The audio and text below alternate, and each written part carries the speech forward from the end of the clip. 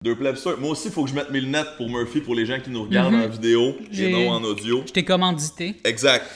Dressed by Murphy, comme on voit dans les galas. Qui m'habille aujourd'hui? Murphy Cooper, mesdames et messieurs. Voilà. Un grand rêve. Je t'avais suggéré qu'on change le titre. C'était... moi, j'avais dit, parce que je trouvais que c'était sec un peu, Deux Plebsters, puis j'avais suggéré Deux Plebsters et parfois un invité, je pense. C'est bon, j'aime beaucoup ça. Deux Plebsters et parfois un invité, ça me va. Moi, je trouve ça cool qu'on n'a pas... on a l'ouverture d'esprit de changer le titre de notre émission. C'est malléable. Exact. Non, puis aussi, tu vois, on peut annoncer qu'on va être en Abitibi bientôt. Oui, en tant qu'invité. Val-d'Or. À Val-d'Or, represent. C'est où exactement? Attends, je vais aller voir. Je vais aller voir tout de suite. On sera un podcast qui s'appelle Quand pensez-vous? Jeu de mots sur quand en tant que question. Puis ça va être vraiment malade, j'ai hâte. Et donc, je sais pas pourquoi je parlais de ça, mais ça avait rapport. Parce qu'il faut l'annoncer, là. Voilà, faut l'annoncer. C'est notre première apparition publique commune. Ça, c'est vraiment nice. Tu sais, comme annoncé, mettons. Donc ça, c'est un honneur. Puis bref, on a bien hâte. Puis je pense qu'il faut que je m'habille bien, dans le fond, pour me rendre à Quand pensez-vous, parce que étant accompagné par Murphy Cooper, je me dois de hausser mon style. Absolument, pour matcher ton style.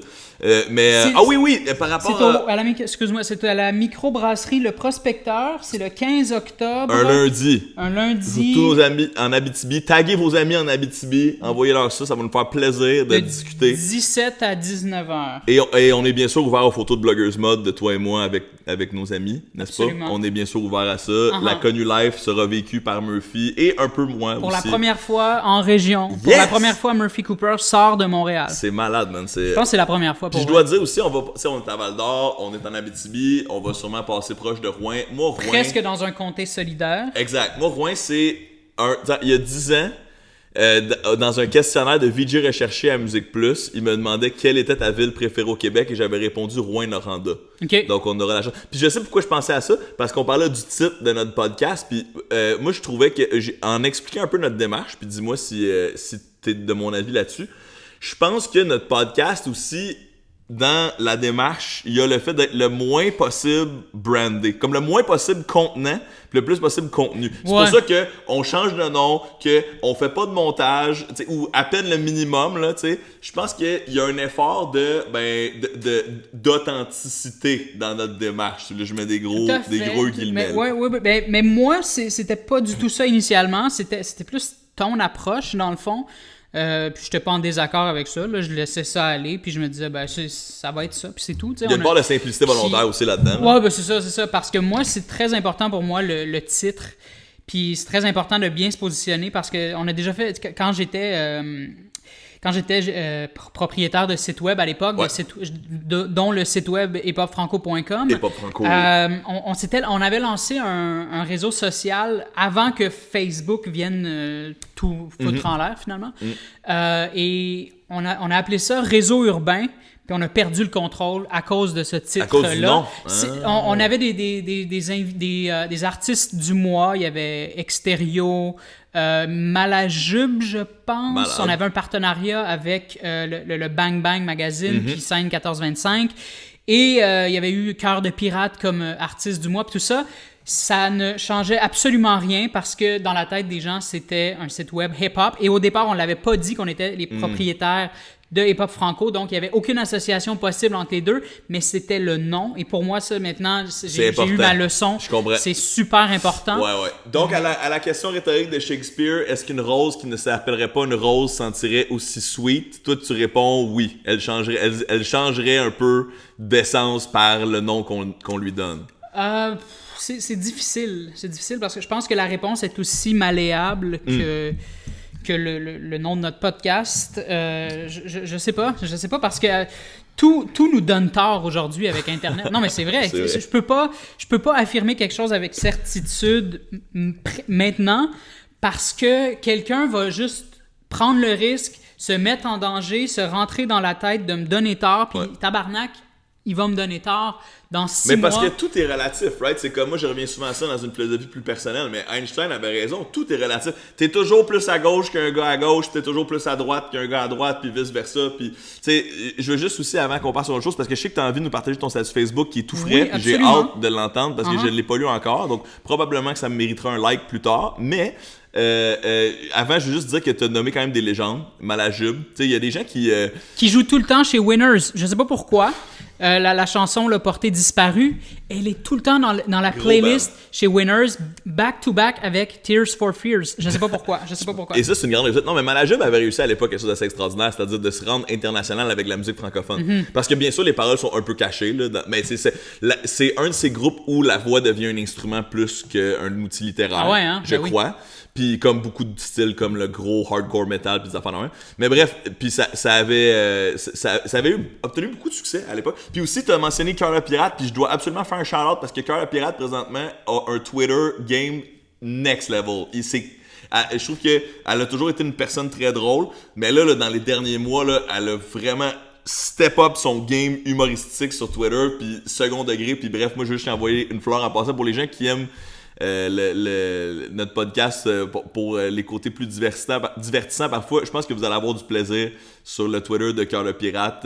En tout cas, moi j'ai beaucoup de fun. Je la suis pas, je vais faire ça. Je t'encourage à le faire. Elle vient. Je pense qu'on peut même dire, je vais dire de quoi de gros, mais on peut même dire, je sais pas si c'est une inspiration directe, mais qu'elle prend une page du livre à Murphy Cooper, mais aussi une page du livre des meme pages américaines, tu sais, beaucoup d'autodérision, beaucoup d'autodérision de la jeune femme indépendante. Tu comprends? Mais qui, selon moi, la rend encore plus fort parce que c'est souvent en acceptant de se moquer de nous-mêmes qu'on devient invincible, right? Je suis pas certain qu'elle me suit, par contre. Écoute, je pense pas que... je sais pas si elle te suit, mais bref, d'un point de vue analytique, moi, je trouve qu'il y a une comparaison à faire. En tout cas, vous êtes deux créateurs que j'aime beaucoup, puis je trouve que BA est en train de step up la game sur Twitter. Bref, allez voir ça si vous êtes curieux.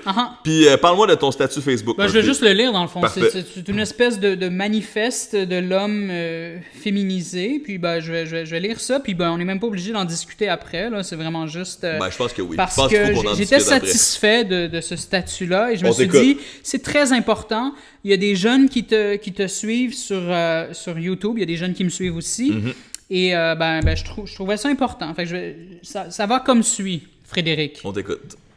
J'ai trouvé pourquoi ça me blessait qu'on puisse penser que je sois gay.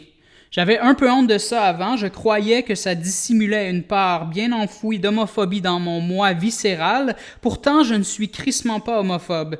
Mais comme je ne cesse de me soumettre à des examens introspectifs, je me disais que ce n'était pas impossible qu'il en reste quelques résidus. Ça me décevait un peu. Puis, j'ai lu sur l'identité de genre, l'expression de genre. Au terme de plusieurs années, je cherche encore à démêler tout ça, mais je crois bien pouvoir affirmer que je suis non-binaire, ou du moins je suis assurément fluide. Ça ne m'offusque pas qu'on se réfère à moi comme étant un homme, cela dit. Moi-même, je continuerai à prétendre que je le suis. C'est l'apparence que j'ai depuis les 34 dernières années. En fait, je vais avoir 34 ans le 3 novembre. Oh my God, j'avais pas pensé à ça. Et merci, et ça me convient. Mes réflexions quant à mon non-binarisme sont plutôt tardives, récentes, contrairement aux plus jeunes qui sont aujourd'hui rapidement confrontés à ces questions. Une chose qui est certaine, en tout cas, c'est que l'identité de genre, tout comme l'expression de genre, et je veux juste préciser, dans le fond, l'identité de genre, c'est le genre auquel tu t'identifies. Ouais. C'est pas binaire, là, c'est pas nécessairement binaire, c'est pas homme ou femme, et ça n'a rien à voir avec ton sexe, qui, lui, t'as un pénis, t'as l'apparence d'un homme, et en tout cas, ça n'a rien à voir. Les deux, il faut faire la distinction entre les deux. Et l'expression de genre, c'est comment tu l'extériorises, comment tu le démontres, que tu t'identifies à tel ou tel genre. Tout comme l'expression de genre n'a absolument rien... Je vais recommencer ma phrase dans le fond. Une chose qui est certaine, en tout cas, c'est que l'identité de genre, tout comme l'expression de genre, n'a absolument rien à voir avec l'orientation sexuelle, rien du tout. Je crois que c'est ça qui m'insulte quand on me prête une homosexualité qui n'est pas mienne. C'est le fait qu'on me mette systématiquement dans une case, qu'on me disqualifie du circuit hétérosexuel, sous prétexte que je ne serais pas assez mâle, pas assez viril, pas assez costaud, pas assez grand, avec une trop forte sensibilité, et que je ne réprime pas assez mes sentiments. Ce qui me choque, c'est que je sois constamment poussé vers la masculinité toxique, sans quoi c'est l'émasculation, c'est l'homosexualité sans équivoque. Autrement dit, c'est comme si on me faisait sentir coupable d'être l'homme féminisé que je suis et qu'il me faudrait choisir irrémédiablement le camp de l'homosexualité. Sans ça, je ne peux pas exister. Comme si les deux se voulaient indissociables et que tous les hommes hétérosexuels se devaient de répondre aux standards de l'homme qui empeste la testostérone et que les hommes homosexuels étaient tous, sans exception, à l'image qu'on s'est fait d'eux à la télé. Alors non, je ne crois pas finalement avoir de l'homophobie enfouie en moi. Je suis seulement tanné qu'on confonde sans cesse identité et expression de genre avec orientation sexuelle.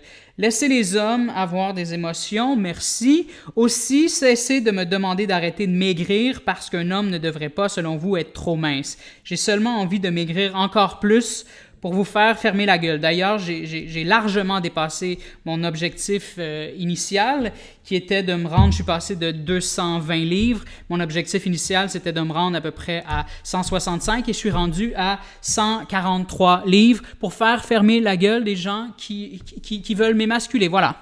Excellent. Donc, autrement dit, c'est ton coming out non-binaire, mais hétéro. C'était pas mal déjà fait, oui, mais c'était pas mal déjà fait, mais c'était juste pour faire la distinction, pour dire que... Te défendre de ne pas être homophobe aussi. Oui, mais en fait, non, c'était plus pour amener la nuance, là. C'était plus pour préparer la table et pour expliquer que l'identité de genre n'a rien à voir avec l'orientation sexuelle et que les hommes peuvent tout à fait avoir des émotions et que les homosexuels peuvent aussi être totalement viril et bourré de testostérone. On s'entend aussi qu'un homme qui s'identifie aux hommes, qui est hétérosexuel, je veux dire, les non-binaires n'ont pas le monopole des émotions, peuvent très bien aussi être eux-mêmes émotifs, right? Ouais, parce que moi, je trouve que, moi, évidemment, je t'encourage dans ta prise de parole. Je pense que c'est tellement important que différentes minorités continue de le faire, puis ma blonde que tu dis qui a mis ton statut en est définitivement une, puis je pense que je comprends aussi pourquoi ça a autant résonné chez elle. Bon, on s'entend que c'est un like Facebook, là, mais tu dis elle a aussi appuyé ton propos. Je pense qu'elle vit une situation, peut-être, je veux pas mettre des mots dans sa bouche, puis ça sera à toi d'y en jaser, ou à elle d'en parler dans ses vidéos YouTube, parce qu'elle fait maintenant beaucoup d'éducation sexuelle en invitant des personnes atypiques et différentes à prendre parole. Mais moi, je pense qu'elle vit quelque chose de relativement similaire, dans le sens où elle se définit... Mais elle se définit comme pansexuelle, certainement, puis elle a des comportements qui pourraient être considérés comme étant plus féminins ou plus masculins selon la société, mais je pense aussi qu'elle ne veut pas se faire mettre dans une case, puis qu'elle ne veut pas renier sa part d'hétérosexualité parce que soudainement, elle prend position sur des enjeux LGBTQ+, etc. Donc, moi, je pense que vous êtes un peu similaires dans vos différences. Puis peut-être que c'est pour ça qu'on s'entend bien aussi, et toi et moi, et elle et moi, parce que j'ai toujours été très ouvert à la différence. Cela dit, moi je pense que c'est important dans le discours actuel qu'on continue de mettre en vedette les personnes différentes et qu'on continue de célébrer cette prise de position, et bien sûr qu'on continue de faire preuve d'empathie, de tolérance et de respect envers ceux-ci et de les inclure davantage dans la société. Cependant, là où plusieurs jeunes hommes se sentent ostracisés, puis il y a une erreur de leur côté là-dedans, c'est de voir ton discours comme étant une attaque à leur masculinité à eux. Parce que c'est tout à fait correct que tu sois né un homme, puis que t'aimes les femmes, puis que tu restes comme ça. Tu sais, c'est comme... Puis il y a aucun problème. Nous, ce qu'on dit, c'est que s'il y a une part de toi, quelque part, ça se peut qu'elle soit là, qui... te fait sentir de manière atypique par rapport aux gens que tu connais, ben tu devrais pas avoir peur de la célébrer et de l'embrasser, ça. T'avais-tu fini? Jamais. Okay. mais non, mais c'est ça la discussion. Mais veux-tu que je te dise pourquoi ils se sentent menacés? C'est parce que très tôt dans leur vie, ils ont eu à faire un choix, ou du moins, ils ont eu l'impression qu'ils ont eu à faire un choix, et ils ont fait ce choix-là. Leur choix, c'est arrêté sur la lâcheté, dans le fond, sur le manque de courage d'une certaine manière, dans le sens où... Mais je sais pas... Attends, laisse-moi finir, parce que c'est important que je finisse ma phrase, parce que sinon, je fais juste les insulter. Je veux pas les insulter, mais c'est parce que l'inverse, c'est que moi, j'ai choisi l'autre voie. J'ai choisi de renoncer à la masculinité toxique très, très tôt dans ma vie. Et ça, pour moi, c'est faire preuve de courage. Est-ce qu'on peut définir la masculinité toxique? Ben, la masculinité toxique, c'est dans le fond mettre les hommes dans une case. Là. L'homme doit être viril, grand, costaud, avoir un gros pénis, réprimer ses sentiments, ne pas pleurer. Moi, je pense que ça devient toxique quand tu te mets à pousser cet agenda-là. Right? Pour moi, c'est la différence entre un musulman et un islamiste. T'sais? Dans le sens où c'est quand tu deviens toxique le jour où tu commences à forcer les gens à penser comme toi ou à te servir de ces attributs-là pour causer des dommages à d'autres, genre le viol. C'est parce que c'est très structurel aussi, là, dans le sens où, tu sais, comme...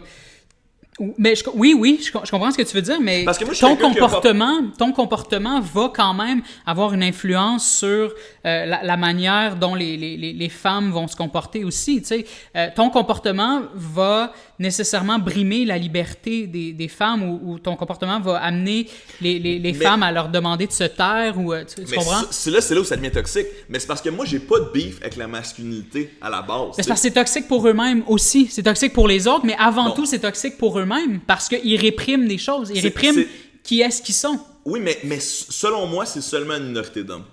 Parce que puis c'est là où j'ai certainement des divergences parfois avec les plus progressistes de mes amis, dans le sdsens où, bien sûr, il y a un aspect de construit social dans le genre et dans l'identité de genre et dans l'orientation sexuelle. Bien sûr qu'il y a une partie de construit social. Mais il y a aussi, selon moi, une grande partie qui est biologique. Puis je pense que en continuant de militer contre la masculinité toxique, il faut pas avoir peur de ne pas renier notre masculinité parce que moi, je vis très bien avec le fait que j'ai des comportements qui sont typiquement masculins. Puis, bien sûr... Tu penses pas que c'est un spectacle? Non. Moi, je pense qu'il y a une grande part de biologie dans plusieurs de ces comportements-là. Puis, notre défi en tant que société, c'est de permettre aux minorités d'être le plus elles-mêmes possible de manière inclusive et respectueuse, mais sans non plus commencer à dire à tous les gars, vous êtes comme ça. Je vais te donner un autre exemple, parce que je pense que la maladresse de cette posture s'explique bien avec un exemple, puis après ça, on pourra globaliser un peu la réflexion. Mais j'ai récemment vu un film qui va aussi être une vidéo YouTube, puis je vais pas nommer la créatrice, c'est une anglaise, peu importe, je la connaissais pas, puis j'ai du grand respect pour ce qu'elle fait, sa réalisation, etc. Mais elle a fait une vidéo récemment où elle disait « Moi, je suis fâché contre les filles parce que elles ne se laissent pas être des filles de moto puis agressives comme moi. » Puis bon, tu sais, évidemment, moi, les filles qui trippent sur les motos et sur des comportements qu'on pourrait qualifier dans une ancienne époque de masculin, mais j'ai envie qu'elles s'expriment, puis qu'elles fassent ce qu'elles ont envie, puis j'en ai plein des amis de même qui font ce qu'elles ont envie, puis crime que je les aime, puis c'est le fun, tu sais.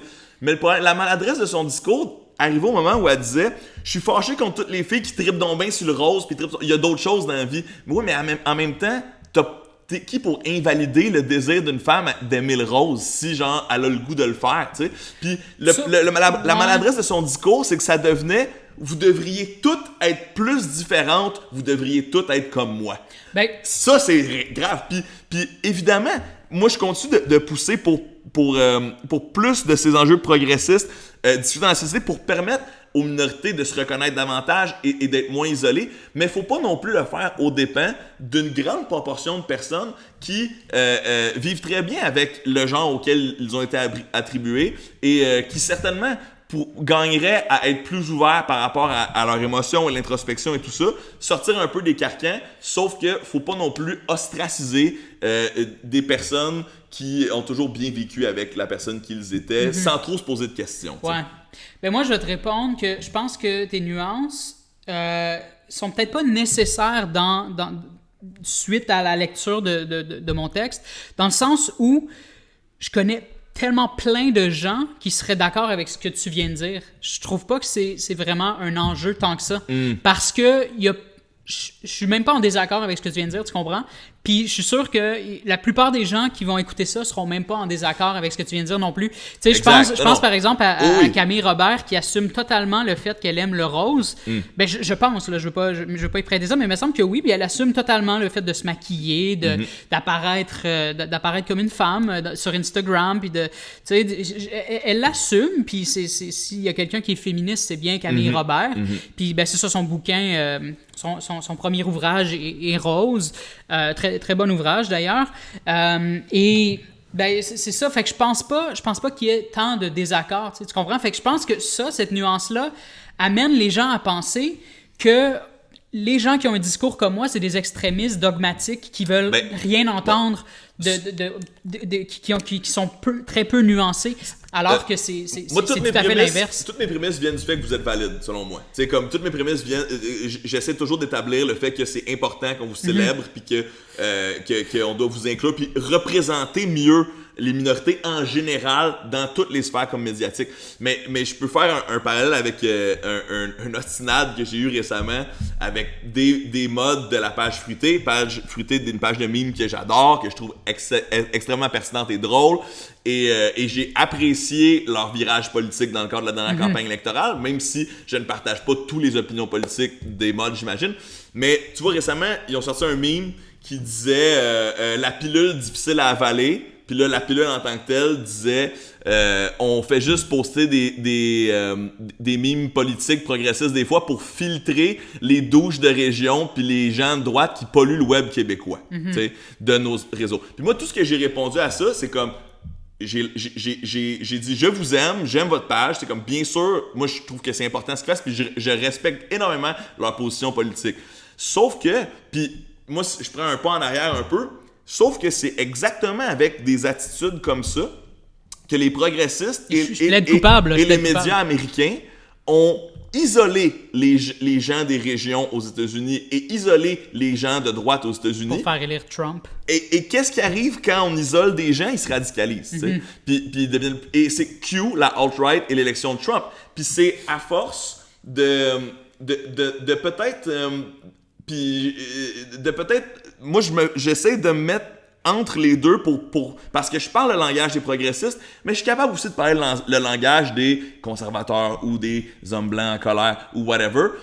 Parce que j'essaie de ramener ça parce qu'on est chanceux au Québec, parce qu'effectivement, on vient de vivre notre moment Trump. Mais la bonne nouvelle, c'est que les gens de droite populistes au Québec sont pas si dangereux que ça. Ils sont quand même au centre, t'sais. Parce que notre François Legault, là, c'est notre Trump, c'est notre Doug Ford. C'est juste que la bonne nouvelle, c'est qu'il a rejeté les comparaisons de Marine Le Pen. Il a dit, nous, Puis, bien sûr, c'est un peu hypocrite considérant la politique sur laquelle il a fait son élection, mais... la meute rejette d'être raciste, et pourtant la meute est raciste. C'est un super bon exemple, mais mon point est le suivant. La seule fois où François Legault avait l'air sincère dans son discours de victoire, selon moi, c'est quand il a dit « Au Québec, on aime ça, on est accueillant, puis on va travailler ensemble. » Meaning, on Trump va travailler a dit la même chose. Je sais, j'ai très bien écouté son discours à l'époque, puis ça m'avait...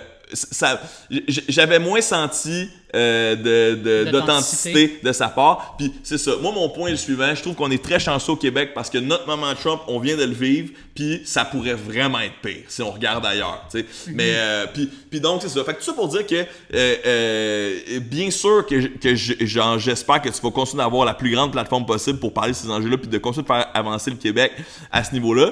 Mais il faut juste pas oublier le gars en région qui fait du 4x4 puis qui est bien heureux puis qui s'est jamais posé de...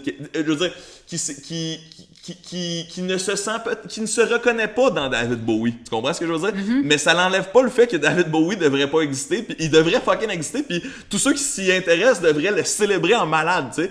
Il faut juste qu'on trouve un moyen en tant que société de continuer de le faire en tolérant les différences de tout le monde, et même parfois en tolérant l'homogénéité complètement plate d'une grande partie de la population, tu sais. Je pense que ce genre de nuance-là, je reviens encore là-dessus, je pense que c'est un peu une espèce de not all men. Tu comprends? Je sais que t'aimes peut-être pas que j'aime pas la comparaison, mais je comprends ce que ça veut dire. Mais parce que c'est pas nécessaire, parce que c'est entendu dans mon discours. Je veux dire, c'est comme tu prends ce que j'ai dit pour nous amener sur un autre terrain alors qu'il n'était pas du tout question de ça. Tu comprends? Oui, mais je comprends ce que tu c'est certainement pas une attaque envers toi. Non, je sais. C'est comme moi, je célèbre Liz Plank, je trouve que c'est une personne tellement intelligente et c'est une fierté nationale pour moi que cette Québécoise fasse autant de bruit à l'international sur des enjeux essentiels à notre époque, tu sais. Puis comme bien sûr, je suis super content qu'elle ait une plateforme, mais je pense que ça prend des gens aussi pour rassurer un peu puis continuer de dire, parce que tu sais, j'en avais aussi beaucoup parlé avec les c'était une des conclusions de quand j'ai infiltré les fans de Trump il y a déjà 3 ans de ça, mais c'est que les gens me disaient les vieux là, campagnards qui ont élu Trump en Floride où j'étais, ils me disaient, moi je me reconnais plus dans la TV, moi je me reconnais plus sur Internet, il y a personne qui me représente. J'ai l'impression que je perds le contact avec le monde. Puis là, moi, j'extrapole en disant « donc je m'isole et je me radicalise ». Tu sais. Donc, définitivement, évidemment, je vais jamais dire « oh, vous allez trop loin ». Tu sais, comme, puis j'ai un règlement personnel aussi, c'est de jamais me mettre dans le chemin des opprimés, right? Comme, j'ai le droit de trouver ça parfois trop extrême, j'ai le droit parfois de dire « ouais, mais attends, il faut aussi qu'on fasse la conciliation pour une autre genre ».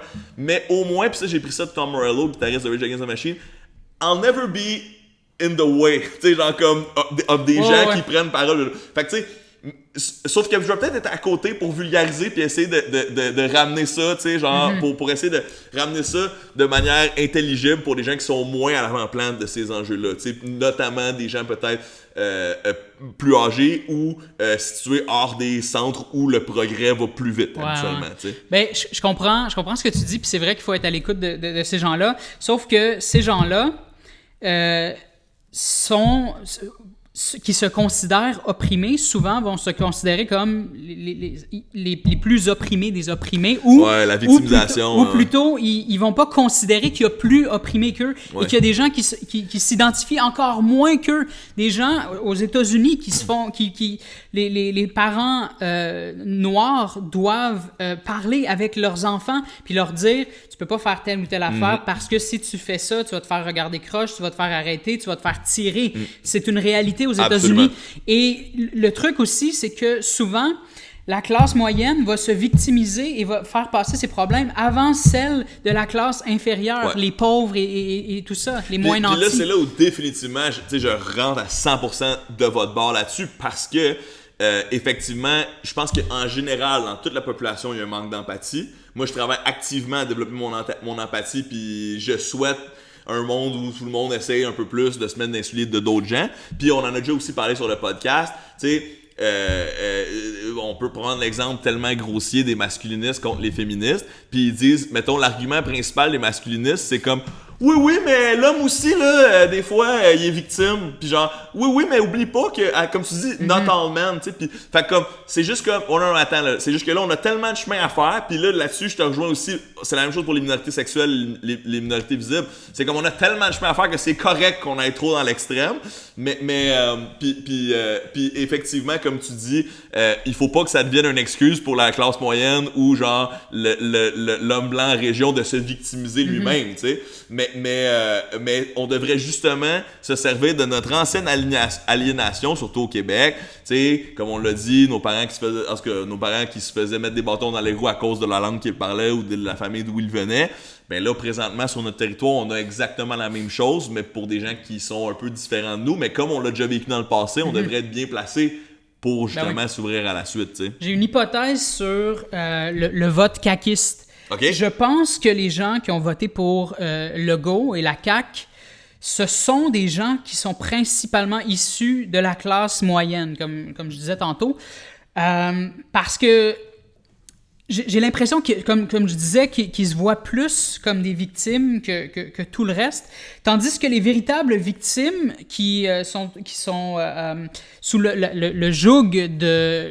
Le joug ou la joug? Je pense que c'est le joug. Peu importe. Qui sont sous le joug de la violence symbolique, ne réalisent pas qu'ils sont des victimes. Les vraies victimes réalisent tardivement qu'elles sont des victimes, tandis que la classe moyenne, qui est excessivement privilégiée, ben pas excessivement privilégiée, mais qui jouit d'un privilège et qui travaille fort aussi, et qui a de la misère à rejoindre les deux bouts, puis blablabla, tout ça, puis je leur enlève rien, mais j'ai l'impression que parce que la classe moyenne devrait avoir atteint un certain statut, la classe moyenne devrait avoir une maison, des enfants, une voiture, blablabla, tout ça, ce sont des enjeux qui leur sont très propres, ce sont des attentes qu'ils ont, tandis que par exemple, tu prends les gens comme moi qui viennent d'un milieu plus précaire, défavorisé. Moi, tout ça, là, c'est pas des préoccupations que j'ai parce que je ne pense même pas que je mérite d'avoir une maison. C'était même pas dans mes plans quand j'étais enfant. ou ado au secondaire, quand j'ai eu mon cours d'éducation de choix de carrière, je savais pas ce que je voulais faire dans la vie. C'était même pas quelque chose à laquelle j'ai été amené à penser. Parce tu que comprends? la précarité te force à ne penser qu'en survie. C'est ça. Fait que, tu sais, j'ai pas des parents qui ont fait carrière ou quoi que ce soit. Fait que moi, je sais pas. J'ai pas ce modèle-là. Je ne sais pas où je dois aller dans la vie. Puis là, je pense, par exemple, à ma copine qui est haïtienne. C'est la même chose, tu sais. On a appris tous les deux, au fur et à mesure, à comprendre ce qui nous arrive, puis pourquoi, au final, on était opprimés à notre manière, tous les deux, puis pourquoi ça vient aussi souvent avec un manque d'ambition, puis peut-être une non-volonté de faire carrière ou quoi que ce soit, parce que, justement, il n'y a personne qui nous fait sentir que tout nous est dû, tu comprends? Fait que c'est ça un peu qui m'a fâché dans l'élection de la CAQ. C'est tellement bon ce que tu viens de dire. Il n'y a personne qui nous fait sentir comme quoi tout nous est dû, alors que justement, on voit tellement ça dans la classe moyenne que ça va même en créer une anxiété chez certains jeunes qui sont comme « Attends 2 minutes, là, tout le monde m'a dit que j'étais une licorne puis j'allais faire tout ce que je voulais dans la vie. Là. Mais quoi? Ça m'arrive pas pour vrai? Clairement, le système a un problème. » Exact, mais c'est ça. Puis des fois, ça amène même des jeunes hommes blancs, hétérosexuels, cisgenres, à être en colère parce qu'ils n'ont pas quelque chose... Tout ce qu'on leur a promis. Oui, mais c'est ça. Et ils l'ont pas sans faire d'efforts en plus. Fait que, mais ils réalisent pas qu'il y a des gens qui partent d'encore plus loin avec zéro ambition, zéro préoccupation de... En tout cas, tu comprends ce que je veux dire? Absolument. Et ils savent même pas que c'est possible parce que c'est même pas dans leur registre, tu comprends? Fait que c'est ça la distinction, puis c'est ça à un moment donné, tu sais, de toujours jouer à l'avocat du diable puis essayer de prendre la défense, puis là je parle pas de toi nécessairement, mais essayer de prendre la défense de ces gens-là puis d'essayer justement de dire ouais mais tu sais faut respecter aussi qu'il y a des gens qui ont voté pour la CAQ puis que ces gens-là ont des préoccupations économiques puis ils ont une situation financière blablabla, ils ont des enfants tout ça. Oui, absolument, tout à fait, sauf que on finit toujours par étouffer la voix de ceux qui sont vraiment opprimés pour vrai. Ouais. Fait que c'est juste ça, c'est juste qu'à un moment donné, c'est pour ça que je trouvais que c'était pas nécessairement nécessaire ta parenthèse tantôt, parce que ça venait pas tout à fait rejoindre ce que je disais, parce que nulle part dans mon discours, je n'écartais ça. Exact. Tu comprends? Oui, mais ce que je sais, puis c'est peut-être pour ça où je vais faire le bémol, c'est que même si toi, nulle part dans ton discours, tu écartais ça, il y a plusieurs personnes qui vont recevoir ton discours comme une attaque, de la même manière que ça fait 12 ans, ça va bientôt faire 13 ans peut-être que je suis végétarien, puis qu'il y a une bonne proportion des gens à qui tu dis ça, et instantanément, tu viens de les insulter. Ouais, je comprends. Alors que j'ai juste dit, ouais, je mange pas de viande. Puis là, soudainement, puis là, ça, c'est un autre de mes amis qui me l'avait expliqué, Bruno Mercure, pour le nommer, qui avait lu quelque chose de super intéressant et scientifique là-dessus, qui disait que quand tu dis à quelqu'un, ouais, excuse-moi, je mange pas de viande, il y a une bonne partie des humains que leur comportement, c'est que plutôt que de dire comme, ah ouais, tu manges pas de viande, comme pourquoi, ou félicitations pour toi, ils vont immédiatement se mettre à penser à eux en mode « Mais pourquoi est-ce que moi je mange de la viande? Mais je dois donc être un trou de cul. » Non, c'est impossible que je sois un trou de cul. C'est lui qui est un cave. Ouais. Puis c'est donc la même chose, je pense, avec des prises de parole comme ça. Puis il faut donc éduquer cette masse-là en disant « Regarde, ce que je m'efforce à faire, j'espère que Oui, non. Puis je veux dire, tu sais bien que je suis de ton bord. Là, non, je voulais dire pour les gens qui... Exact. Puis à la limite, ça aussi, je crois à ça.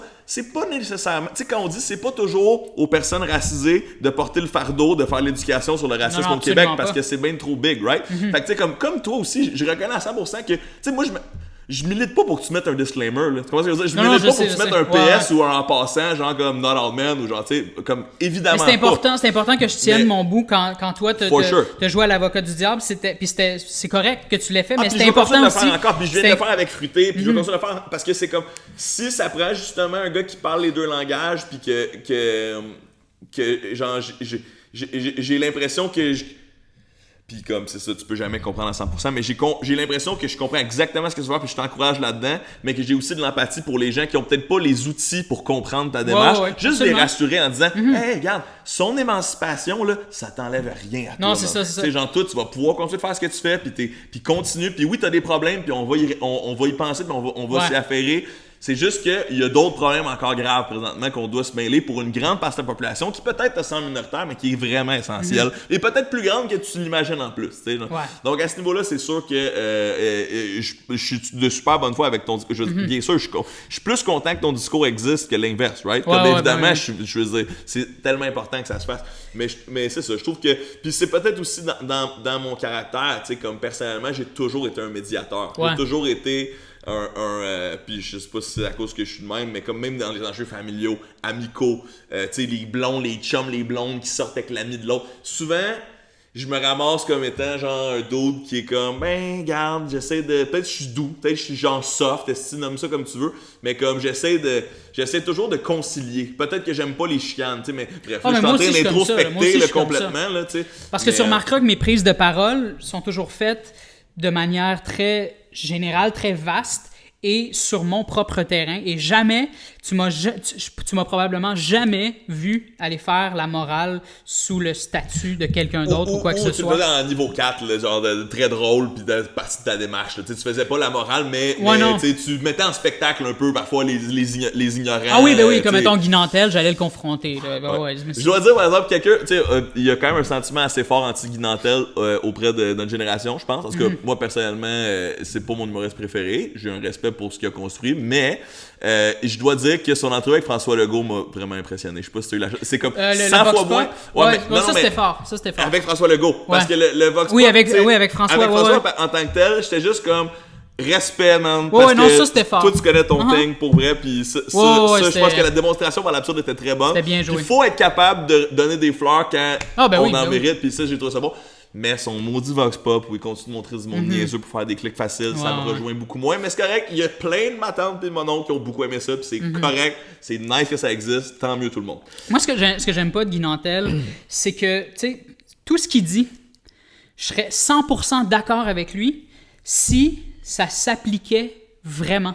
C'est juste qu'il fait une mauvaise interprétation de ce qu'avancent les féministes, ce qu'avancent les progressistes, ce qu'avancent les personnes racisées. Il fait une très, très, très mauvaise interprétation où il rend comme effroyablement général un propos qui ne l'est pas du tout, qui est très, très marginal et qui est même dénoncé au sein, mettons, des féministes. Exact. Fait que lui, il isole, mettons, un commentaire qu'il a reçu en inbox d'une fille qui dit être féministe. C'est ça, les féministes. Elle dit, mettons, on va... Tu sais, il avait dit ça à un moment donné, on va s'arranger pour te faire ce qu'on a fait à Gilbert Rozon. Je ne connais aucune féministe qui serait d'accord avec une telle énormité. Là. Parce que un amalgame, une non féministe mérité, qui est d'accord avec ça, c'est de reconnaître que ça n'a aucun sens, puis que, tu sais, il y a personne qui est d'accord avec ça. Il y a personne. C'est arrivé une fois dans son inbox. C'est très, très anecdotique, très fucking marginal et isolé. La fille, c'est une folle. Ça n'a rien à voir avec l'ensemble des féministes. Là, même pas une frange des féministes. Là. Il y a même pas une frange des féministes qui pensent comme ça. Fait que c'est ça l'affaire. Puis ça, absolument. Puis ça, c'est dans tous les mouvements sociaux, right? Il y a des niaiseux partout. Je sais pas c'est quoi est-ce qu'on pourrait s'entendre sur un chiffre arbitraire pour la démonstration qu'il y a 5% de niaiseux dans le monde. Mais il y a 5% de niaiseux dans le monde, ça veut dire qu'il va y avoir 5% de niaiseux chez les féministes, il va y avoir 5% de niaiseux chez les gens de droite, il va y avoir 5% de niaiseux chez les musulmans, il va y avoir 5% de niaiseux chez les Québécois, il va y avoir 5% de niaiseux partout, puis malheureusement, on a une tendance en tant que cerveau humain à accorder beaucoup d'importance au négatif et à l'extrême. Tu sais, moi, je ramène toujours ça à la file à l'épicerie. T'arrives à... Excusez-moi pour les sons, là, on n'est pas très professionnel au niveau des podcasts. J'ai des bing-bing dans mes poches. Mais t'arrives à l'épicerie, puis c'est quand la dernière fois que tu t'es dit « Hey, j'ai pris la bonne file aujourd'hui. » Jamais. Tu te dis toujours « Ah, j'ai encore pris la mauvaise file. » Ben oui, file est encore... j'ai fait la paix avec ça. Mais c'est tout le temps la bonne file maintenant. Parce que j'observe tellement les gens, mais je comprends ce que tu veux dire. Mais j'ai fait la paix avec ça. C'est un next level que genre t'analyses les shit. Mais mon point c'était plus, on va remarquer plus le négatif en premier. Tu sais, comme tu vas remarquer la fois où tu piles dans la marde, mais tu remarqueras pas les 100 fois où tu as marché sur le trottoir sans piler dans la marde. Je comprends. Puis donc, c'est un biais concept, puis c'est juste un mécanisme de survie, right? Parce que dans la nature, évidemment que c'est plus normal qu'on réagisse plus fort aux choses qui nous semblent être une menace, tu sais, c'est comme, on comprend. Mais faut faire, puis quand je parle de développer l'empathie, c'est ça, c'est faire un effort pour regarder parfois plus le positif que le négatif, puis se concentrer sur le 95% des féministes qui sont valides. Ouais, ben genre, puis qui amènent des réflexions essentielles et complètement comme essentielles et sur lesquelles on doit continuer de s'améliorer en tant que société. Je veux dire, mais prends pas le 5% de niaiseux pour discréditer tout le mouvement, non, right? Ben non, c'est la même chose pour tout. Message aux gars qui se sentent menacés, justement, tu sais, les filles, comme les personnes racisées ou peu importe, ressentent de la colère. Et cette colère-là fait en sorte qu'elles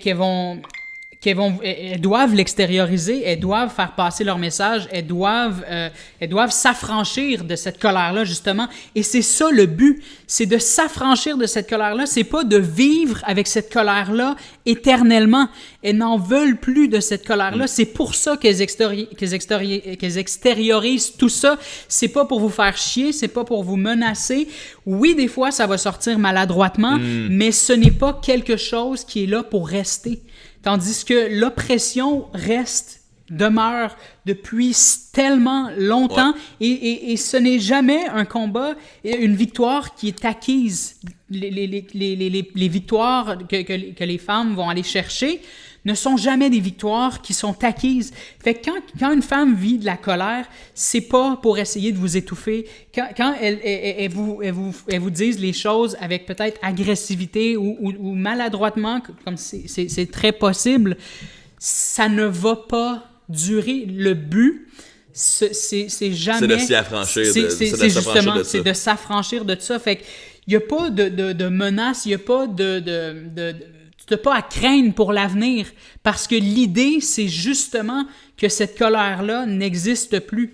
Puis voilà. Puis juste pour revenir, parce que tantôt, quand je parlais de masculinité toxique, là, je disais, ce que je voulais dire, c'est que ça s'applique seulement dans la mesure où c'est toxique, tu comprends? C'est ça. Donc, la masculinité comme telle, dans le sens où si tu te plais à faire de la moto, ben c'est ton truc, ça t'appartient. Ça veut pas dire que c'est forcément toxique, tu comprends? C'est là où je trouvais que ta nuance n'était pas nécessairement nécessaire, parce que, ça fait 2 fois que je dis nécessairement nécessaire, c'est correct. Parce que, justement, si c'est pas toxique pour la personne de faire de la moto, ben dans ce cas-là, c'est pas toxique, là, tu comprends? Ce qui est toxique, c'est si tu réprimes des émotions, si tu t'empêches de pleurer, si tu t'empêches de parler, puis ça, à la longue, ça fait en sorte que tu vas vivre une frustration qui va t'amener à détester inutilement les femmes, puis à voir les choses de manière tellement floue, puis ben c'est ça qui est toxique dans le fond, c'est ça qui est toxique pour toi et qui te rend toxique, tu sais. Mais je vais aller plus loin que ça encore. Il y a quelqu'un qui m'a suggéré récemment la lecture d'un bouquin. Je me rappelle plus du tout c'est quoi le nom du bouquin, ni l'auteur. Je pense que c'est une femme trans qui a écrit ça. Et cette femme-là, si c'est une femme, là, expliquait que justement, selon elle, on devrait arrêter de dire masculinité toxique parce que pour elle, le concept de masculinité comme tel est déjà toxique. Ouais, et c'est là où je suis mais je l'ai pas lu. Non, mais tu l'as pas lu non plus, puis je l'ai pas lu. Ouais, mais de ce que j'ai lu, j'étais quand même en accord avec ça, mais je l'ai pas encore lu. Mais c'est une. Mais avec grand plaisir, je vais m'intéresser à cette théorie-là. Mais je pense pas qu'on puisse en débattre parce qu'on sait même pas de quoi ça. L'autre, on a idée de ce qu'on raconte.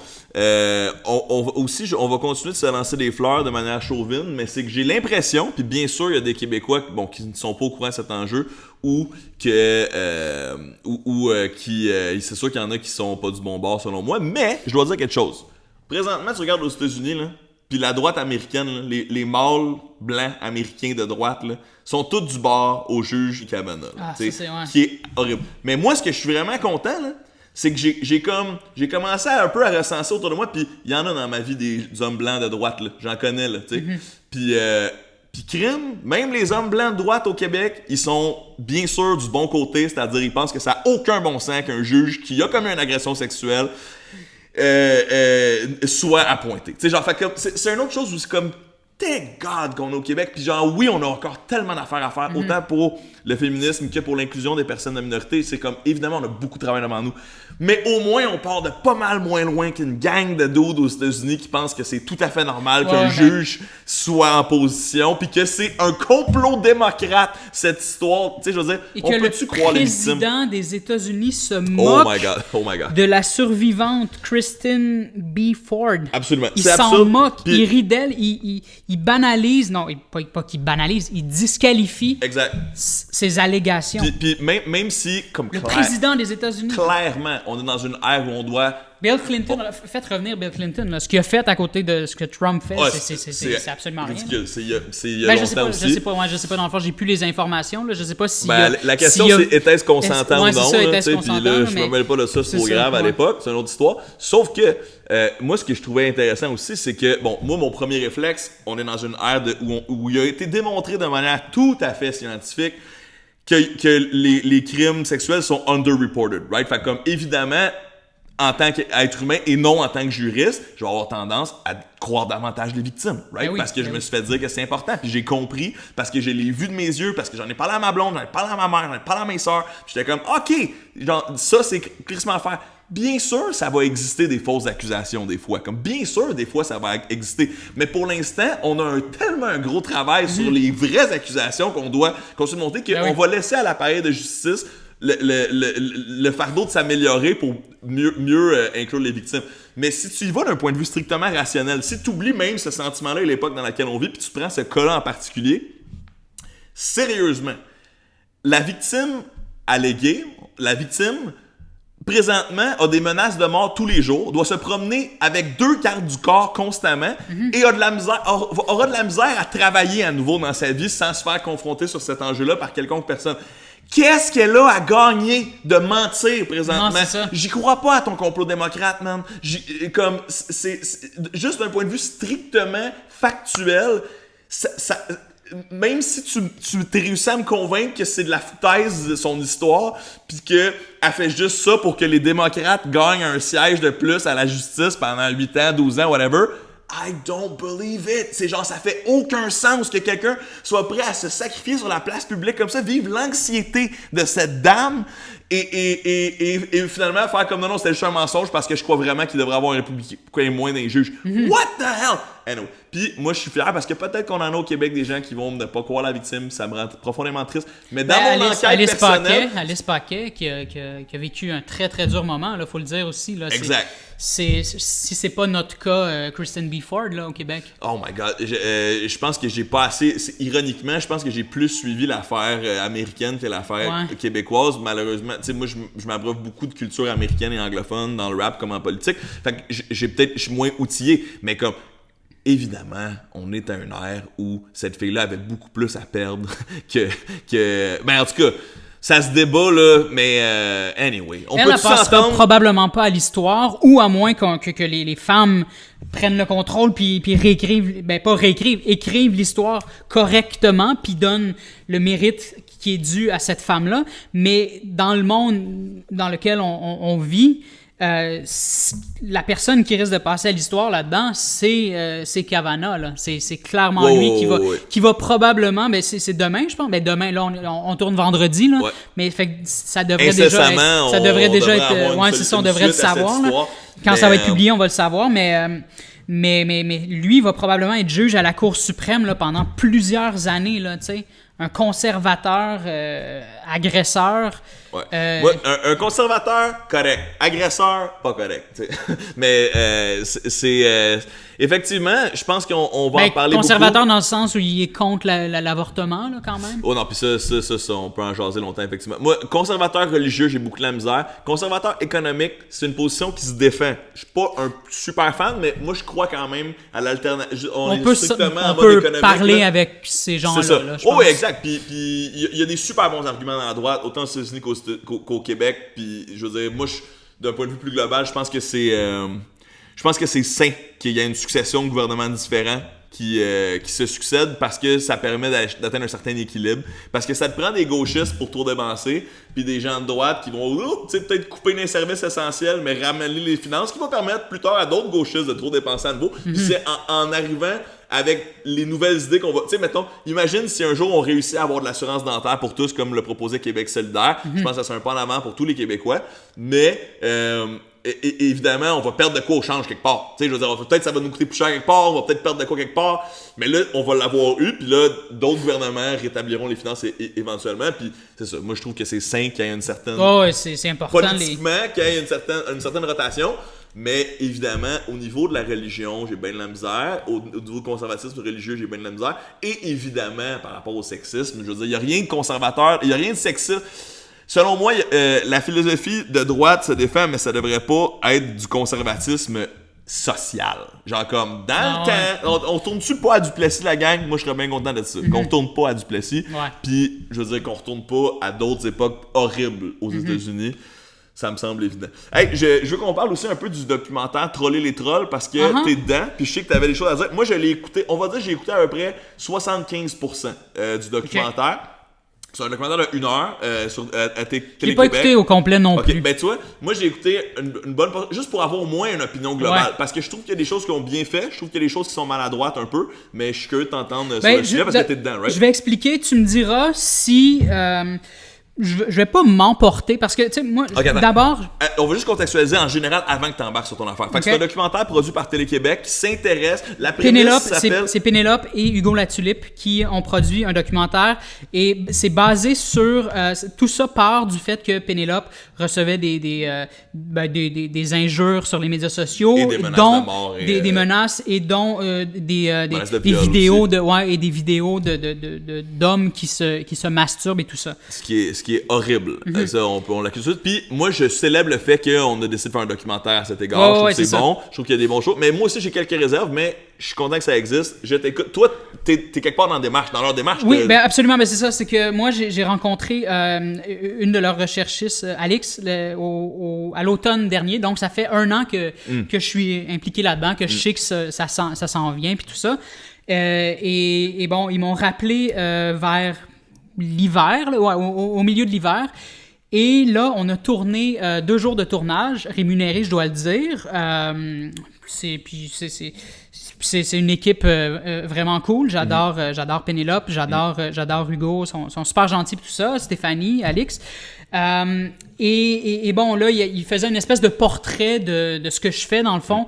Moi étant un troll de performance, un troll artistique. Voilà. Puis là, il faisait un portrait de moi. Et non seulement ça, il s'intéressait aussi à mon expérience que j'ai menée, à tous les trucs que j'ai archivés avec les années, puis tout ça, là, tous les commentaires injurieux que j'ai eu. On a parlé beaucoup de ma vidéo qui m'a valu des centaines et des centaines de menaces de mort, celle où je prétends être un enseignant à l'école primaire et je dis à la veille de Noël que je vais empêcher mes élèves d'aller à une activité de Noël et que pour leur apprendre la tolérance, je vais les forcer à rester en classe et à porter la burqa. Puis là, bon, je confronte les Québécois comme ça, puis blablabla, tout ça. Et ça m'a valu énormément de menaces de mort. Ça s'est terminé avec la police chez moi la veille du jour de l'an parce que ça s'est comme étiré sur une semaine. Et bon, le soir du réveillon, j'ai passé la soirée sur mon téléphone à regarder les menaces de mort, puis pas à surveiller les menaces de mort comme telles, mais juste à surveiller laquelle est la plus grave. Laquelle m'indique qu'il y a un danger imminent. Là, mais là, Murphy, tu portais une mini-jupe dans une ruelle, là. Ta faute, dans le fond. C'est clairement une blague. Là. Mais bon, en tout cas, puis je suis revenu là-dessus à un moment donné dans un autre podcast, celui de Jer Alain. Je regrette un peu cette vidéo-là. Juste contextualiser que évidemment, c'était du niveau 2, là, ce que je faisais. Là. Évidemment, je ne considère pas que Murphy est responsable des menaces de mort. Tu faisais un parallèle. Comme je ne considère pas que la jeune femme qui se fait violer, c'est de sa faute. Non, je ne considère pas que Murphy, c'est de sa faute. Un parallèle pour démontrer à quel point c'était risible comme argument. Exact. Et bon, c'est ça. Fait que moi, je regrettais un peu cette vidéo-là, puis tout, parce que... Puis là, je le mentionne parce que c'est gros un peu, là, tu sais, puis... Tu regrettes la vidéo de la burqa, tu veux dire? Oui, absolument. La burqa, je la regrette, cette vidéo-là, parce que... tu sais, pour moi, c'est facile de jouer le gars qui impose la burqa parce que je suis blanc, je suis un Québécois. Et moi, un coup que la tempête est finie, je retourne à mes occupations et je ne suis pas un musulman et je ne subis pas les mêmes menaces que les musulmans. Donc, je regrette d'avoir fait ça. Je regrette d'avoir... Il n'y a aucun musulman qui aurait pu faire ça. Tu comprends? Fait que j'ai joui d'un privilège quand j'ai fait ça. Puis en tout cas, c'est une parenthèse que je trouvais importante à faire. Un mea culpa, puis blablabla, tout ça. Bon. Fait que là, il documentait ça, puis là, on regardait la vidéo ensemble, Pénélope et moi, durant le tournage, puis tout ça. Puis là, j'expliquais justement cette parenthèse-là, cette précision-là, et j'expliquais aussi toutes les menaces que j'ai reçues, blablabla, puis tout ça. Puis là, il y a eu une deuxième journée de tournage où on est allé chez moi, on a essayé toutes mes lunettes, là. J'ai quoi, une centaine de paires de lunettes, tous mes vestons, puis tout ça. Justement une des scènes, présentement, on se parle. On a essayé tous mes vestons, puis tout ça, puis là, on m'a vu produire une vidéo comme celle que je suis habitué de faire, puis blablabla, puis tout ça. Puis bon, j'étais dans le processus, j'avais un rôle important, au même titre que, je pense, c'est ce qu'on m'a dit, au même titre que Nelly, Judith, Gabriel Nadeau-Dubois, Richard Martineau, Sophie Durocher, puis tout ça dans le documentaire, tu sais. Et là, bon, c'était pas, tu sais, comme dans tout documentaire, moi, ça m'est déjà arrivé c'est pas mon premier documentaire, ça m'est arrivé de tourner un documentaire sur la gentrification, puis on m'a invité à la journée de tournage, je suis arrivé à la Cinémathèque, j'ai visionné le documentaire, on m'avait pas averti, mais on m'avait retiré du documentaire. J'étais en tabarnak, et là, comme ma voix n'avait pas été entendue dans ce documentaire-là et que j'ai eu l'air d'un esti d'épais, j'ai confronté le dude qui était dans la salle, et que ce dude-là, lui, son commerce avait été saccagé, et bon, lui, il trouvait ça idiot qu'on saccage des commerces, puis blablabla. Fait que c'est comme ça que ça a sorti. J'ai confronté ce dude-là, et il y a eu un débat quand il aurait pas dû en avoir, et ça s'est comme enflammé, puis tout ça, parce que j'étais en tabarnak, parce que je me suis déplacé pour rien. Moi, ça me dérange pas. C'est l'œuvre du réalisateur. Tu veux m'extraire, it's all good, ça t'appartient, mais au moins, fais-moi pas venir inutilement, tu sais. Puis là, bon, ce qui est arrivé... C'est très maladroit, vraiment. C'est ça. Et là, bon, ce qui est arrivé, c'est que là, moi, j'ai gardé ça secret, ce tournage de documentaire-là, parce que, bon, je prends toujours pour acquis que c'est secret, là, tu sais, on est des adultes, on est dans la business, puis on sait comment ça fonctionne. Fait que j'ai gardé ça secret, sauf une photo là, avec Pénélope et moi, mais personne ne savait, il n'y avait pas de précision ni rien. Pour les gens qui sont moins familiers aussi, souvent, on garde ça secret jusqu'au jour de la sortie parce que ça a un plus gros impact quand tu le partages pour la première fois. Habituellement, c'est une des raisons pour qu'on garde nos tournages secrets jusqu'à temps que ça sorte. Exact, c'est ça. Et là, bon, fait que là, moi, je leur en avais parlé de ça justement pendant le tournage. J'ai dit, mais si jamais vous m'enlevez de ce documentaire-là, dites-moi là. Arrangez-vous que je l'apprenne pas en le regardant. Parce que il n'y a rien de plus chiant que ça. Puis là, bon, le temps passe, blablabla, puis tout ça. Puis là, moi, le fait qu'il y a eu une deuxième journée de tournage, je me dis, bon, ben là, c'est dans la poche, là, ils voulaient vraiment m'avoir. Là. Fait que là, bon, Hugo Latulippe, le réalisateur, publie au mois de mai, il publie des photos du tournage, et je suis dans ces photos-là, et il révèle qu'il y a quelque chose qui s'en vient cet automne, puis blablabla, puis tout ça. Fait que là, je me dis, bon, là, c'est coulé dans le béton. Là. Je suis tagué avec Pénélope McQuaid. Mes fans ont eu accès à ça, ma famille a eu accès à ça, on m'en a parlé, on m'a dit « Ah ouais, tu vas être dans un documentaire cet automne, blablabla, tout ça. » Bon, le mot est passé, oui, ça s'en vient. Fait que là, moi, je suis comme « Ah ben, c'est cool, tu sais. » Puis j'avais pas de projet cet automne, il n'y a rien qui s'en venait, puis tout ça. Fait que tu sais, je voyais ça comme mon petit truc à présenter aux gens, parce que c'est la consécration pour moi, parce que, tu sais, puis en plus, les médias s'intéressaient de plus en plus à mon personnage à ce moment-là, puis là, j'étais comme, tu sais, c'est cool, parce que je sais pas jusqu'où ça va se rendre, cette expérience-là, est-ce que ça va continuer, puis tout ça. Fait que je me disais, ben ça, tu sais, dans le pire des cas, ça va être archivé à la télé, puis je vais avoir été exposé à monsieur, madame, tout le monde, puis tout ça, puis j'étais bien content de ça, puis j'anticipais ce moment-là, pour être honnête. Puis là, bon, l'été passe, blablabla, tout ça, on entre dans le mois de septembre, puis là, je me dis, là, je connais la date, là, je sais que ça s'en vient, le 3 octobre. Fait que là, je me dis, là, tu sais, pour moi, c'est une évidence que j'allais être dans ce documentaire-là. Là, la bande-annonce sort, et je ne suis pas là. Fait que là, je me dis, man, Puis là, j'étais dans un gros moment, j'étais dans une espèce de creux, j'étais dans un état profond d'anxiété en plus. J'étais comme, oh man, faut pas que ça soit ça. Là, ça qui t'a encore coupé. Couper, ça me dérange pas, mais qui me l'ait pas dit, puis que toute ma famille a été informée de ça. Ça m'a un peu fait chier. Fait que là, j'étais obligé de courir après eux pour savoir si oui ou non j'étais dedans, tu sais. Puis déjà, je trouve ça poche parce que j'ai l'air pathétique, là, tu sais, de courir après pour leur demander. Tu sais, comme si tout ce que je faisais dépendait d'un documentaire qui n'est même pas mon œuvre à moi, là, tu sais. Fait que là, je leur demande, puis tout ça, tu sais. Puis là, elle me dit, ouais, finalement, on a manqué de temps, puis tout ça. On est obligé de te retirer à la toute dernière minute parce que... on a décidé de focus sur les trolls haineux à la place, tu sais. Fait que moi, j'ai compris ça. Puis en plus, dans la bande-annonce, qu'est-ce qu'il y a? Des femmes et des musulmans. Fait que je me dis, qui reçoit le plus de haine au Québec ou dans la vie en général? Ça a été super bien fait dans le documentaire. C'est une des forces du documentaire. Judith l'explique bien que, avec des statistiques, là, que dans les 10 personnes qui reçoivent le plus de cochonneries au Québec, toujours...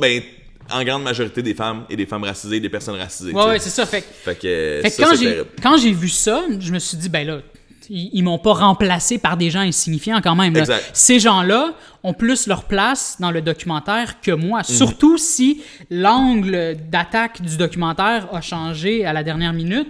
J'ai plus ma place là, puis ça me convient. C'est totalement légitime comme explication. Seule affaire qui me fait chier, c'est qu'on me l'ait pas dit. Que je l'ai découvert par moi-même, puis que j'ai pas pu... en parler aux gens qui sont venus à moi, parce que c'est pas moi qui ai ouvert ma gueule avec ça. Même, pour tout dire, même, t'es dans le documentaire, mais c'est juste ta vidéo. Mais c'est ça, mais c'est là que je m'en vais. Et là, je me dis, mais je veux quand même en faire une critique, je veux quand même me faire une idée, puis en parler dans notre podcast, tout ça. Fait que je l'ai écouté le soir de la diffusion, puis tout ça. Dès les premières 30 secondes, j'apparais, je suis là, mais c'est un extrait de ma vidéo de la burqa. Exact. Ce qu'on ne sait pas, c'est que moi, pendant le tournage, je leur ai dit, j'étais très clair, et ils l'ont sur le footage, je leur ai dit, ça, par exemple, vous ne diffusez pas ça s'il n'y a pas le contexte qu'on est en train de construire en ce moment. S'il n'y a pas mes commentaires éditoriaux qu'on est en train de... Tu comprends? Parce que ça a mis ma vie en danger. Et non seulement ça, je suis un personnage fucking complexe. Et ça peut être aussi perçu comme si je me moquais des musulmans. Ça peut être perçu comme ça. Ça peut être perçu comme ça. Même ça peut être perçu au premier degré encore. Mais c'est ça. Oui, mais c'est ça, les deux. Ouais. Ça peut aller toucher les deux camps.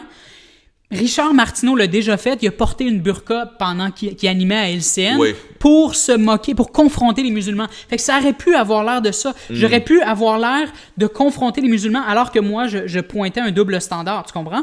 Fait que là, puis ils l'ont sur le footage. Ils le savent qu'ils n'ont pas mon autorisation à diffuser cette vidéo-là si ça ne venait pas avec mon contexte, mes conditions. C'était très clair parce que ils pouvaient mettre ma vie en fucking danger et ça n'a pas été respecté. Mais c'est pas juste ça. C'est que, en plus de ça, moi, au tout départ, si j'ai accepté de leur accorder de mon temps, puis une entrevue, puis tout ça, c'était en tant que... C'était pour partager mon expertise. J'étais dans le camp des experts avec Nelly, Judith, GND, puis tous ceux-là. Exact. Des chroniqueurs, des auteurs, des figures, des leaders d'opinion. Ouais, des penseurs de cet enjeu. J'étais dans ce camp-là. C'est seulement à ces conditions-là que j'ai accepté d'être dans ce documentaire-là. Et cette vidéo-là, en plus, c'est qu'elle n'est plus disponible. Fait que moi, s'il avait pris n'importe quelle autre de mes vidéos qui sont en mode public, ça m'appartient plus rendu là. Sont en mode public. Vous servez, vous me faites dire ce que vous voulez. Moi, je pense beaucoup à la loi là, depuis tantôt, puis même là, il n'y aurait pas eu le droit. Parce que c'est pas. Mais comme. Non, mais ça m'aurait pas dérangé, tu comprends? Exact.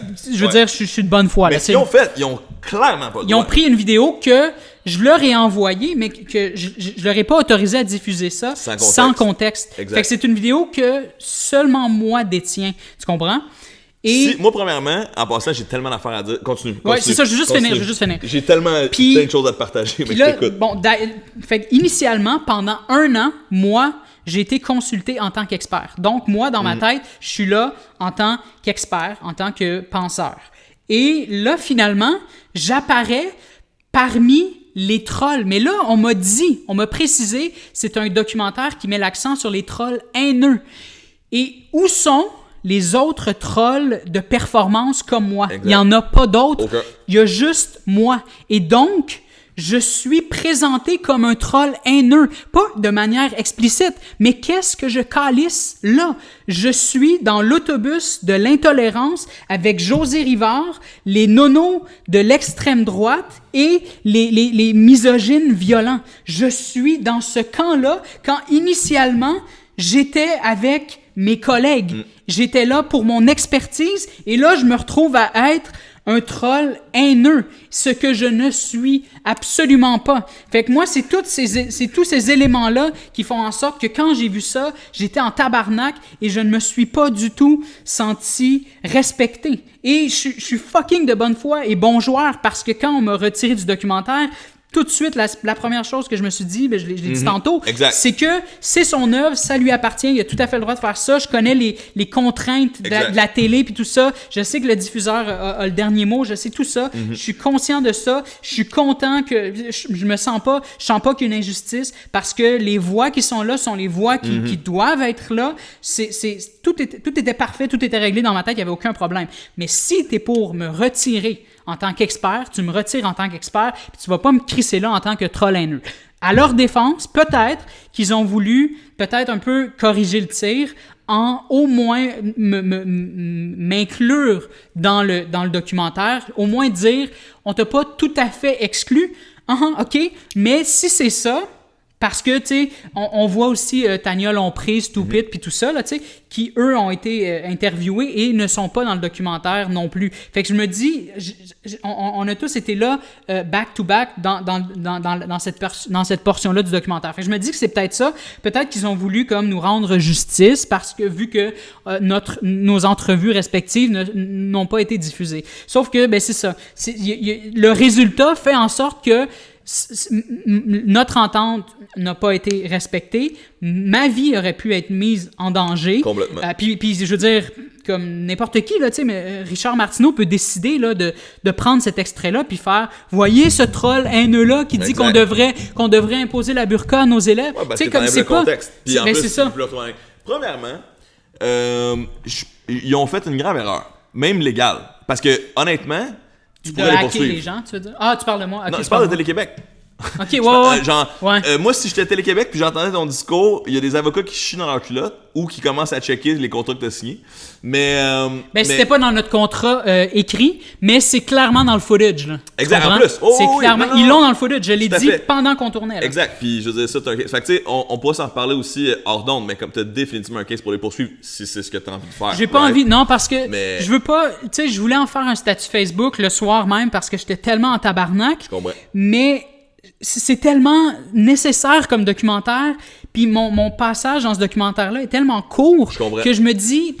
Tu veux pas faire dévier je veux laisser le focus sur les femmes et les musulmans, c'est eux qui en ont besoin. Ce documentaire-là est nécessaire, mais il fallait au moins que j'en parle, puis je me suis dit, si j'en parle dans notre podcast comme ça sera pas comme une espèce de statement, puis d'espèce de montée de lait, puis je m'emporte, puis je veux attirer l'attention sur moi. Non, c'est juste sur le sujet, dans un podcast, je me suis libéré de ce sentiment de colère-là, puis je veux pas non plus... Il y en aura pas de poursuite, il y en aura pas de... Je voulais juste dire que j'ai pas été... Juste de l'autre bord de la rue là-bas. Là. Ouais, mais... Parce que honnêtement, c'est grave. C'est grave. Pas juste ça. Parce que t'as tellement de cases différents. Ils prennent du matériel que t'as créé sans ton autorisation. Right? Parce que genre si tu disais que c'était dans tes conditions fait que, juste d'un point de vue strictement copyright, il y a ça. Puis d'un point de vue de diffamation, man, c'est genre ce que tu viens de décrire, le potentiel diffamatoire est infini parce que justement, il enlève de son contexte une performance artistique qui se voulait pas incendiaire, premier degré. Mais surtout la production elle-même m'a confirmé que c'était un documentaire qui mettait l'accent sur les trolls haineux. Tu l'as mentionné aussi, souvent il y a des grosses équipes, puis tu sais, je veux dire, j'ai aucune idée de ce qui est arrivé, puis pourquoi c'est arrivé comme ça, mais il y a des bonnes chances qu'il y a des personnes qui n'étaient pas dans la pièce avec toi aient pris la décision de t'enlever au montage. Ben c'est ça. Fait que tu sais, j'en veux pas à Hugo, j'en veux pas à Pénélope, mais je veux quand même que vous sachiez que le résultat m'importune énormément là, tu sais. Puis moi, je suis quelqu'un, tu sais, on me voit pas beaucoup à la télé. Puis c'est pas un hasard là, c'est parce que je calcule chacune de mes apparitions et ça c'était pas délibéré du tout. C'est pas à ces conditions-là. Absolument pas. Je me permets d'aller plus loin aussi parce que même moi, je trouve que c'est très grave. Et c'est de m'enlever du sérieux aussi. Parce que je suis un auteur, je suis en train de travailler sur un bouquin et on me place du côté des trolls haineux alors que initialement j'étais censé être du côté de mes collègues auteurs. C'est maladroit, c'est problématique, c'est grave. Moi, je pense que c'est ces trois choses-là en même temps. Mais aussi, j'ai l'impression que c'est un problème général dans les médias. Une des raisons pourquoi je pense que ta voix est moins mise de l'avant souvent, il y en a peut-être plus qu'une, mais c'est que tu es un individu intelligent et nuancé. Et tu as des nuances. Et tu vas loin dans tes réflexions. Et malheureusement, médiatiquement, les gens n'aiment pas la nuance. Puis moi, je me suis pogné cette semaine avec un recherchiste que j'aime, Normand, si jamais on a la chance de se reparler, ça va me faire plaisir de revisiter ton émission.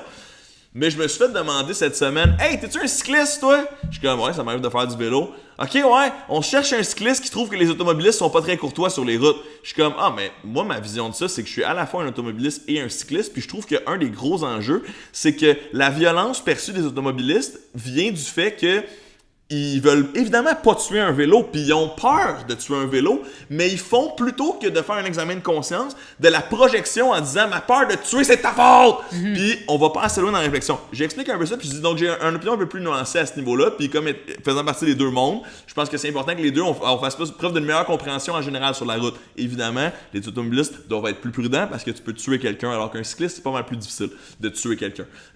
Mais cela dit, j'ai comme dit, tu sais, moi je trouve qu'il manque de nuances, puis c'est pour ça que vous m'inviterez pas, mon propos est nuancé.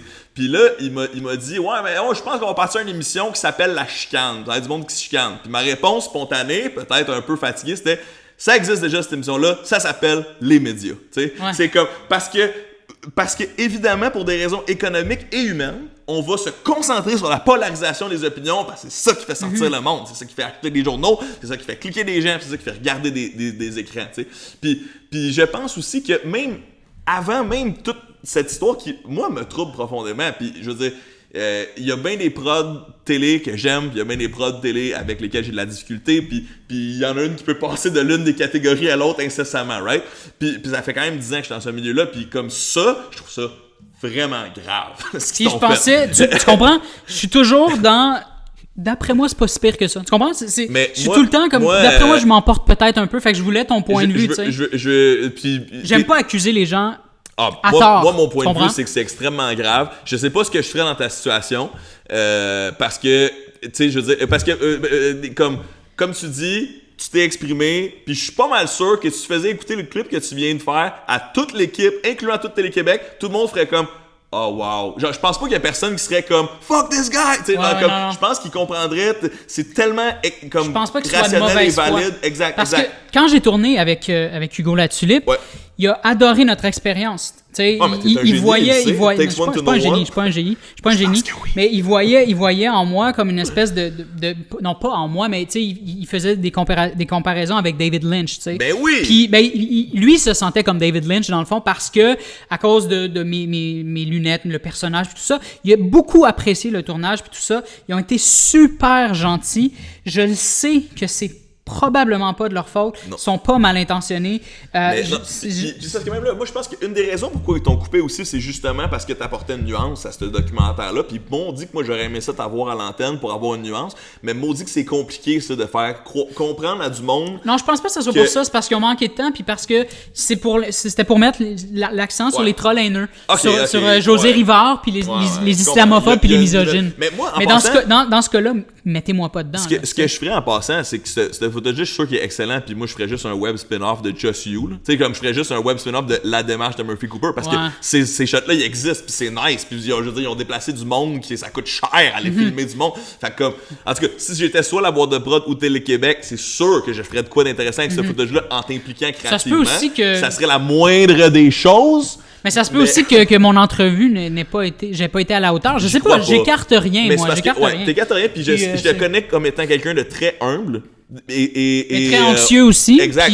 Fait que des fois, ça se peut que Mais dis-toi, crois-moi quand je te dis que c'est sûr que c'était bon, puis que c'est valide, puis qu'il y a plein de monde qui aurait aimé l'écouter, dont moi, right? C'est comme... Fait que je sais que t'es quelqu'un qui remet beaucoup tout en question, ce qui est une chose que j'admire chez toi et que j'apprécie chez toi, mais aussi, des fois, ça serait plus pratique de moins te remettre en question toi-même, même si on le fait tous, parce que moi, j'aime pas ça quand t'es pas content.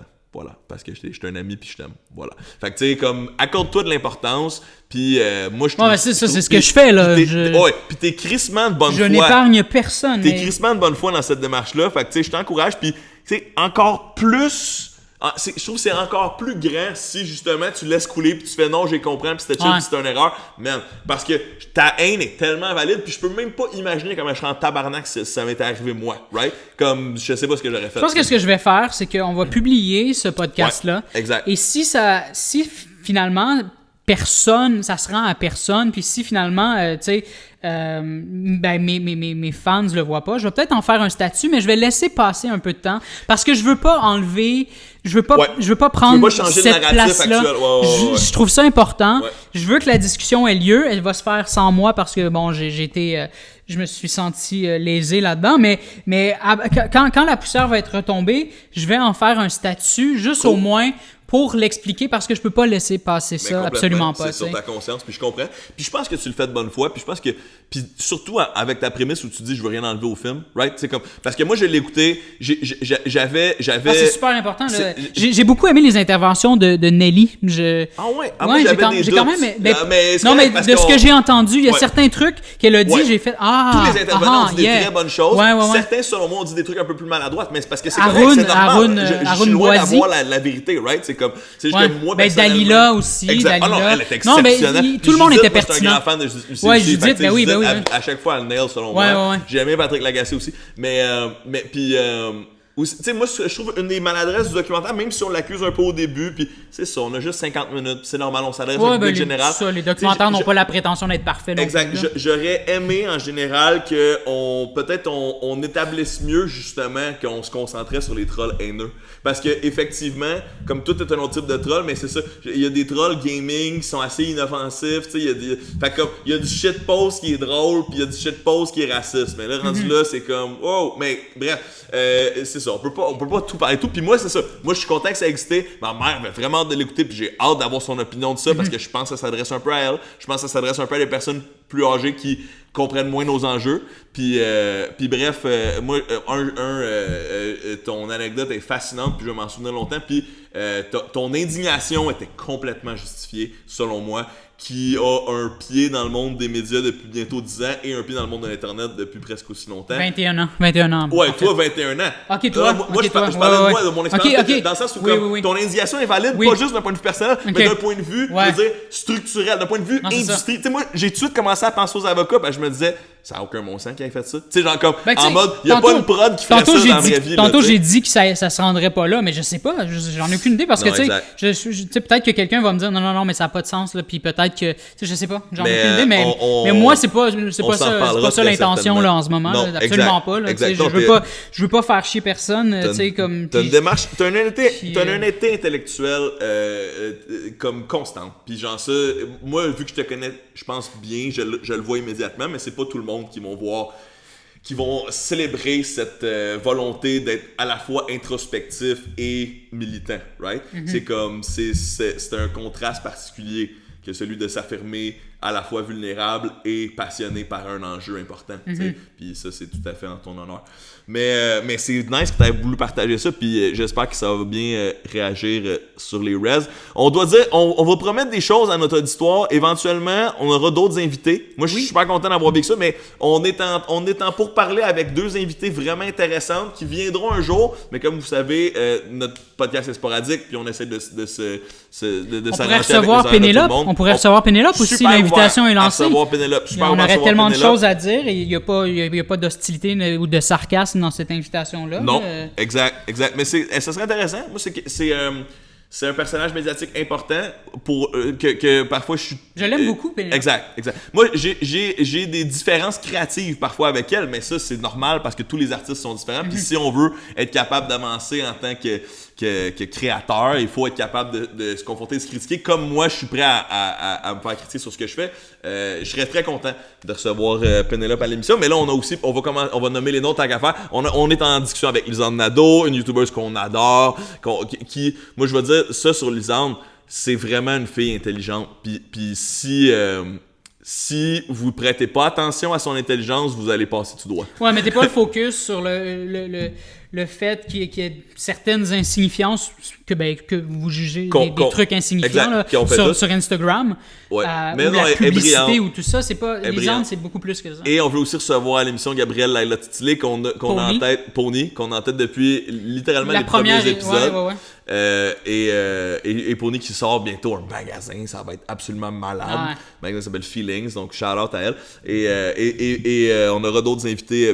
Et j'ai hâte de te jaser. As-tu autre chose à dire? Moi, je pense que je commence à manquer de gaz tranquillement. Ouais, non, moi aussi. Ok, c'est parfait. Ouais, c'est tout. On aura un autre épisode bientôt avec ou sans invité. L'invitation est lancée. D'ici là, on va être à Val d'Or. Oui, à Val d'Or pour la microbrasserie, le Prospecteur, si je me trompe pas. On invite tout le monde à y aller. Le 15 octobre, 5 pintes chaque. De 17 à 19h. Et là, je dis ça de mémoire. Puis je fais pas ça pour encourager l'alcool, je fais ça pour encourager la microbrasserie. Right? Microbrasserie, le Prospecteur, c'est ça, à Val d'Or.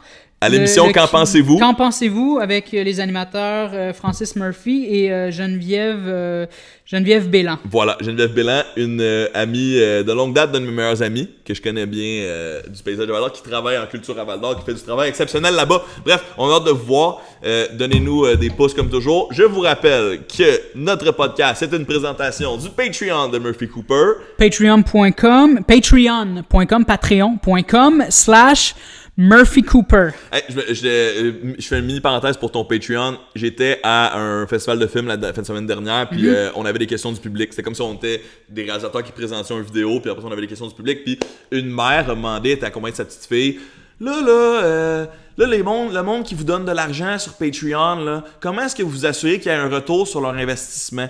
Et je me suis servi de notre exemple. J'ai dit, écoutez, moi je suis un créateur de contenu, mais je suis aussi un fan de contenu, puis je contribue à des Patreons de mes amis artistes, incluant Murphy Cooper. Bon, là-bas, ils ne te connaissaient pas. Mais mon point est le suivant. Crétins. J'ai dit, écoutez, là, c'est pas une question de retour sur un investissement. Moi, personnellement, dans la vie, je n'ai pas le câble, OK? Fait que ça, c'est un budget divertissement là, que je peux allouer à des créateurs que j'écoute et qui, au moins une fois par mois, me font soit rire ou réfléchir. Et certainement, Murphy Cooper est dans cette catégorie-là. Puis combien je suis prêt à débourser, moi, pour réfléchir ou rire une fois par mois? Moi, c'est l'équivalent une pinte dans un bar, right? Fait que moi, je donne 5$ par mois à Murphy Cooper, puis ça me fait tellement plaisir de le faire, puis je veux continuer de le faire avec d'autres artistes parce que ce budget imaginaire de entertainment qui me serait alloué si j'avais le câble ou autre chose, je veux le redonner à des créateurs que je consomme comme culture. Puis je vous invite donc, si vous êtes intéressé, à contribuer au podcast de Murphy Cooper pour financer sa Connu Life et son art sous toute forme, incluant ce podcast. Voilà. T'es comme, dans le Patreon, c'est notre seul commanditaire présentement. Absolument. Il n'y en aura pas d'autres parce que je suis contre toute forme de publicité. Voilà. Excellent. Mon nom est Murphy Cooper. Je suis connu. Je suis un tabarnak de poète et je suis une carte de mode. Abonnez-vous à mon compte Instagram, instagram.com/Murphy Cooper. Voilà. Murphy Cooper, icône de la mode nord-américaine. Et, la coqueluche de la rue Chabanel. Voilà. Et peut-être que tu dis, on n'aura jamais d'autres pub, mais peut-être que moi, j'aurai un Patreon aussi. Fait que ça serait peut-être l'autre co-sponsor potentiel. Mais pour l'instant, on se concentre là où ça compte, c'est-à-dire sur celui de Murphy. Voilà, I'm out. Paix, amour, et j'espère que ça a bien filmé. OK.